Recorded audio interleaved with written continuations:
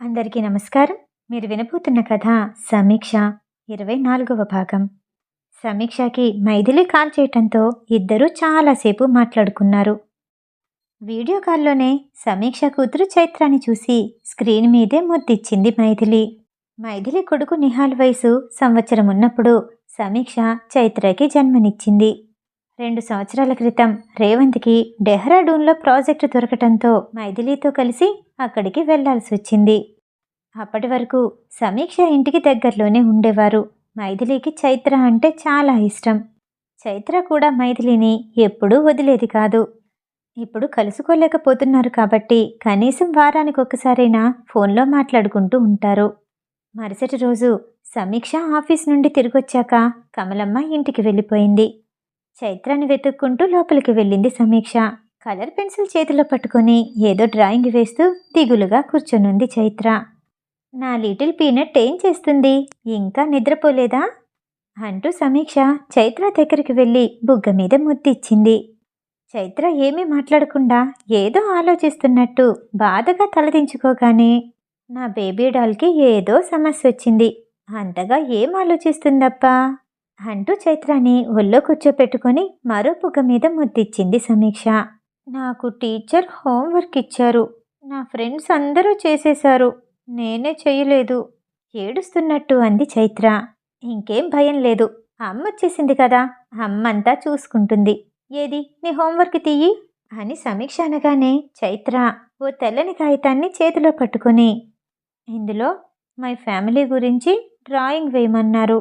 మా టీచర్ చెప్పారు, అమ్మ నాన్న అమ్మమ్మ తాతయ్య నానమ్మ అందరూ ఫ్యామిలీనే, కానీ నాకు ఎవ్వరూ తెలీదు. నాన్న ఎలా ఉంటాడో తెలీదు. రేపు ఫాదర్స్ డే కదా, అందుకని గ్రీటింగ్ కార్డు కూడా తయారు చేయమన్నారు అని బాధగా చెప్తూ కన్నీళ్లు పెట్టుకుంది చైత్ర. సమీక్షకి ఏం చెప్పాలో అర్థం కాలేదు.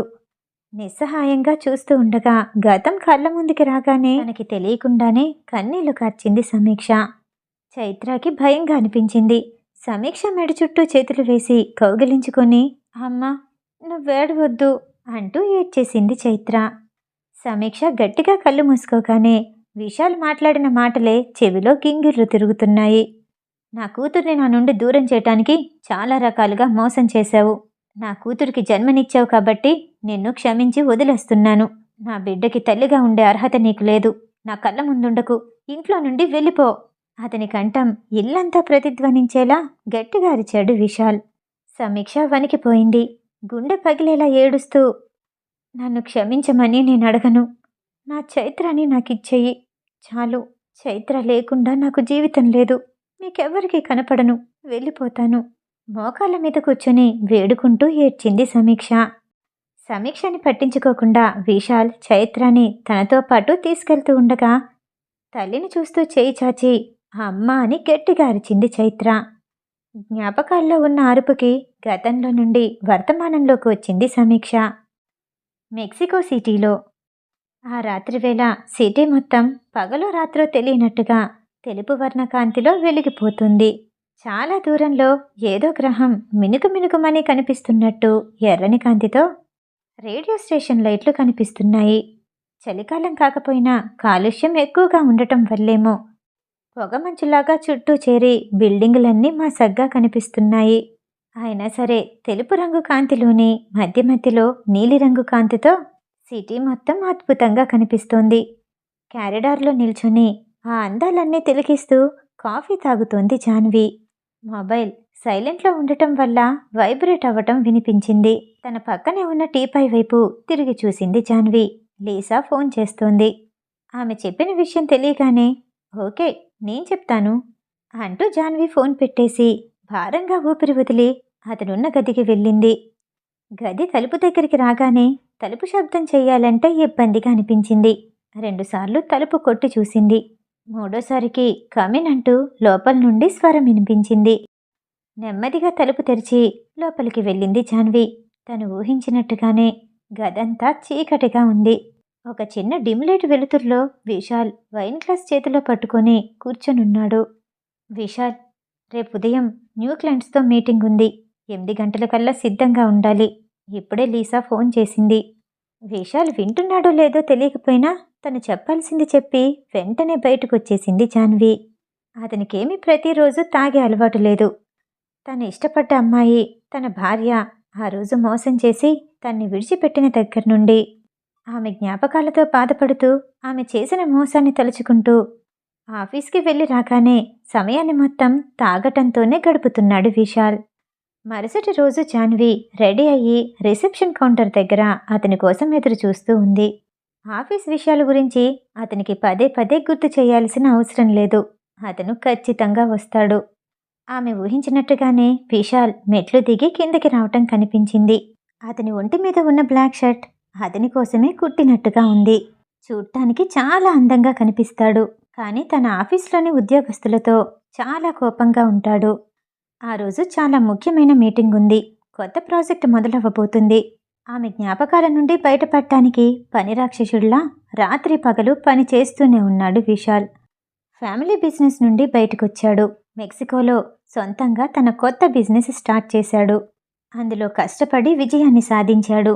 వ్యాపార పరంగా అభివృద్ధి చెందుతున్నాడే కానీ ఆమె జ్ఞాపకాల నుండి దూరంగా పారిపోలేకపోతున్నాడు. విశాల్ జాన్విని దాటుకుంటూ వెళ్తుండగా అతన్ని అనుసరిస్తూ మీటింగ్ జరగబోయే ప్లేస్ గురించి, దానికి సంబంధించిన విషయాల గురించి చెప్తూ ఉండగా తల ఊపుతూ ముందుకి నడిచాడు విశాల్. అనుకున్నట్టుగానే క్లయింట్స్ తోటి మీటింగ్ విజయవంతంగా పూర్తయింది. అందుకు సంబంధించిన డాక్యుమెంట్స్ పైన సంతకాలు కూడా పూర్తయ్యాయి. మీటింగ్ పూర్తయిన తర్వాత వెంటనే అక్కడి నుండి బయలుదేరారు జాన్వి, విశాల్. జాన్వి విశాల్కి చిన్ననాటి స్నేహితురాలు. ఇప్పుడు అతనికి అసిస్టెంట్గా 4 సంవత్సరాలకి పైగానే పనిచేస్తుంది. కారులో ప్రయాణం మొత్తం నిశ్శబ్దంగానే సాగింది.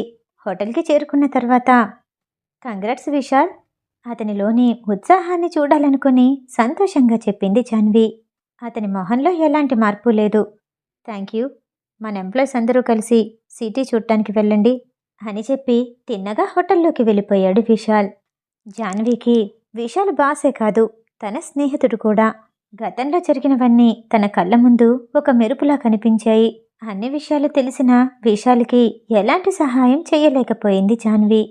విశాల్ తన గదికి రాగానే తండ్రి విశ్వ కాల్ చేశాడు. హాయ్ విశాల్, డీల్ సక్సెస్ అయిందని విన్నాను. కంగ్రాట్స్. ఇలానే ప్రతి దాంట్లోనూ సక్సెస్ అవుతూ నువ్వు ముందుకు వెళ్ళాలి. విశ్వ అభినందించగానే థ్యాంక్స్ నాన్న. అది అమ్మ పరిస్థితి ఎలా ఉంది? ఏదైనా మార్పు ఉందా? డాక్టర్స్ ఏమంటున్నారు? ఏదైనా మంచి వార్త వినపడుతుందేమోనని ఆశగా తండ్రి సమాధానం కోసం ఎదురుచూశాడు విశాల్. విశ్వ నిట్టూర్పు మొబైల్లోనే అర్థమైంది. లేదు విశాల్, అమ్మ పరిస్థితి అలానే ఉంది. ఆమెతో ఎక్కువసేపు గడపమని, సంతోషంగా ఉండేలా చూడమని డాక్టర్లు చెప్పారు. దేని గురించి ఆలోచిస్తుందో తెలీదు, దేని గురించి బాధపడుతుందో తెలీదు. ఇంతవరకు ఎలాంటి మార్పు రాలేదు. తండ్రి మాటలకి గాఢంగా నిట్టూర్చి ఫోన్ పెట్టేసి గట్టిగా కళ్ళు మూసుకున్నాడు విశాల్. తన తల్లి సంతోషంగా నవ్వుతున్న మొహం కనిపించింది. ఇప్పుడున్న కండిషన్ని గుర్తు చేసుకుని కన్నీటి బొట్లు రాల్చాడు విశాల్. ఏదో గుర్తు రాగానే ఒక్కసారిగా తన మొహంలోని భావాలు మారిపోయాయి. పిడికిలి గట్టిగా బిగించి, సమీక్ష, ఇలాంటి పరిస్థితి రావటానికి నువ్వే కారణం. నా జీవితంలో ఎప్పటికీ నిన్ను క్షమించను అంటూ ఫోన్ని పిడికిట్లోనే గట్టిగా బిగించి మంచం మీదకి కోపంగా విసిరేశాడు. సమీక్ష అన్న పిలుపులో కూడా ప్రేమ కనిపించలేదు. కోపం, ద్వేషం మాత్రమే ఉన్నాయి. సమీక్ష అతని నుండి దూరంగా వెళ్ళిపోయిన తర్వాత అందరితోనూ కోపంగానే ప్రవర్తిస్తున్నాడు విశాల్. క్లర్క్స్తోని, డ్రైవర్లతోని, ఎంప్లాయీస్తోని ప్రతి చిన్న విషయానికి కోపాన్నే ప్రదర్శిస్తున్నాడు. చివరికి హోటల్ నుండి తీసుకొచ్చిన ఆహార పదార్థాలు ఏవైనా బాలేకపోయినా సరే అవి తీసుకొచ్చిన క్లర్క్ని ఇష్టం వచ్చినట్టు తిడుతున్నాడు. విశాల్ పరిస్థితి ఇలా ఉండగా బెంగళూరులో సమీక్ష ఆఫీస్ నుండి ఇంటికి తిరిగొచ్చేసరికి చైత్ర సంతోషంగా తన డ్రాయింగ్ పేపర్ని చేతుల్లో వెనక్కి దాచిపెట్టి, నన్ను టీచర్ వెరీ గుడ్ అన్నారు, నాకు ఫుల్ మార్క్స్ వేశారు అని సంతోషంగా నవ్వుతూ చెప్పింది చైత్ర. సమీక్ష చైత్రకి ఎలాంటి సహాయం చేయలేకపోయింది. అయినా సరే అదెలా జరిగిందో అర్థం కాక ఆశ్చర్యంగా ఆమె వైపు చూసింది. నేను ఉదయం స్కూల్కి వెళ్ళేటప్పుడు కమలమ్మకి చెప్పాను. ఆ తర్వాత కమలమ్మ చెప్పినట్టే చేశాను. నాకు ఫుల్ మార్క్స్ వచ్చాయి. చైత్ర చెప్తూ ఉంటే తన కళ్ళల్లో కనిపిస్తున్న వెలుగుకి సమీక్షకి సంతోషంగా అనిపించింది. ఏది నీ డ్రాయింగ్ చూపించు అంటూ సంతోషంగా చైత్ర వెనకాల దాచిన డ్రాయింగ్ పేపర్ని అందుకొని చూసింది సమీక్ష.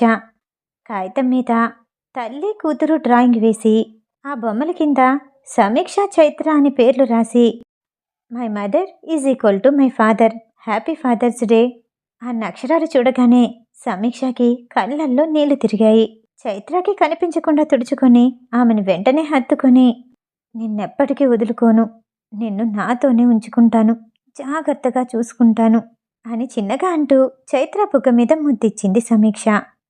తన తల్లి కౌగిట్లో నుంచి చైత్ర దూరం జరిగి ఉదయం స్కూల్కి వెళ్ళేటప్పుడు ఏం జరిగిందో చెప్పటం మొదలుపెట్టింది.